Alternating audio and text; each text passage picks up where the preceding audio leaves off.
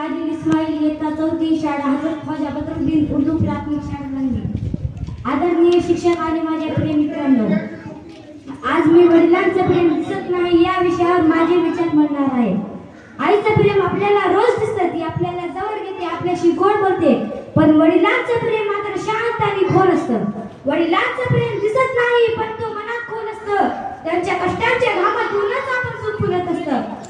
आई जशी लाड करते तशी भीती बाबा देत नाही, पण त्यांच्या शांत नजरेत माया कधी कमी नाही। रागवतात कधी कधी, शिस्त आपल्याला लावतात, आपण मोठे आहोत म्हणून मार्ग योग्य दाखवतात, दिवस रात्र कष्ट करून आपल्यासाठी जगतात। वडिलांचं प्रेम दिसत नाही, पण ते सदैव सोबत असतात। मित्रांनो, आपण लहान असल्यापासून आई सांगते, इथे जाऊ बाबा मारेल, झाडावर चढू नको बाबा मारेल, शाळेत जा नाही तर बाबा मारेल, हे करू नको बाबा मारेल, ते करू नको बाबा मारेल।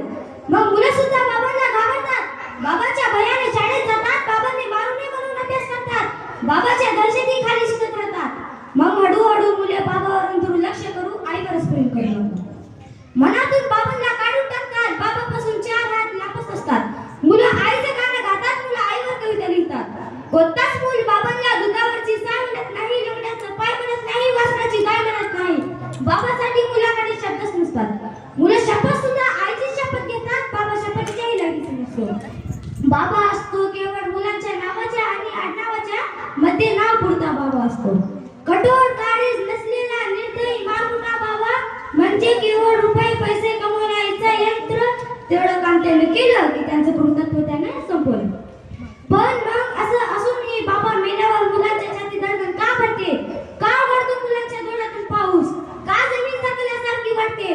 मुलं आपण बेसहारा झालो म्हणून का घाबरतात? बाबा मेल्यावर मुलं का घाबरतात? कथा, कादंबऱ्या आणि कवितेत कधीही नसलेला हा पत्त्यातील बाबा प्रत्यक्ष